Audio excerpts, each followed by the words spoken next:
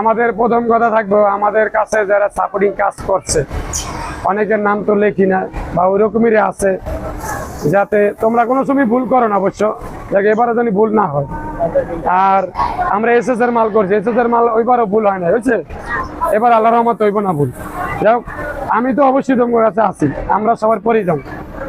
যারা যারা সাপোর্টিং করছে ওই সাপোর্টিং টাকাটা তোমরা অবশ্যই দিয়া যাইবা, তো ধৈর্য সরকার। আর তোমরা কালকে যা ছুটে হইব, কেউ তাড়াহুড়া করবা না, তাড়াহুড়া তো দরকার নেই। এমন এমন গার্মেন্টস আছে রাত 10টা বাজে টাকা দিয়ে ছুটি দেয়, আছে না? এরকম গার্মেন্টস নাই? ফুল নাইটও করে, এরকম নাই গার্মেন্টস? আমাদের তো এটা নেই, আছে। আমাদের মালিক ভালো, আমরাও ভালো। এই যে আমাদের মালিক তোমাদের জন্য সারা বছর বাইরে পরিশ্রম করে, কাদের জন্য? আমাদের জন্য না? আমাদের জন্য দেরি করে, তা আমরা কি কোম্পানি কিছু দিতাম না? তাহলে আমরাই নিব, তাহলে আমরা কি করতে দেবো?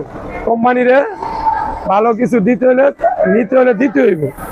তাহলে আমরা সবাই কালকে তাড়াহুড়া না করি, সুন্দর মতো যায়। আর সাপোর্টিং এর বিলটা আমরা সবাই কি করবো, দিয়া যাবো। আর একটা কথা হইলো, যেটা না বলি নাই, যেমন কালকে সকালে কিন্তু আমাদের একটা টার্গেট আছে, আছে প্রতি বছর আমরা দিই। টার্গেটটা মিট করতে কি হইব? সকালে লেট করলে হইব? সকালে তাড়াতাড়ি সবাই আইব, কেউ লেট করবা না, কি কইছি? কেউ লেট করবা না কিন্তু, তাড়াতাড়ি হইব। কালকে আমার 5 ঘন্টা টার্গেট আছে, টার্গেটটা অবশ্যই মিট করবা। এই যে তোমাদের টার্গেটের জন্য ওদের 4-5টা অর্ডার রাখা হইতেছে, কি কারণে? কালকে টার্গেটের জন্য দেরি না হয়, কি হয়েছে, বুঝছো? তাহলে আমরা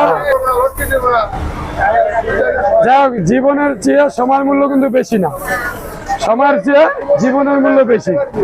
1 ঘন্টা লাগুক, এখানে 3 ঘন্টা দেবে। হ্যাঁ, সবাই দেখে শুনে যাইও।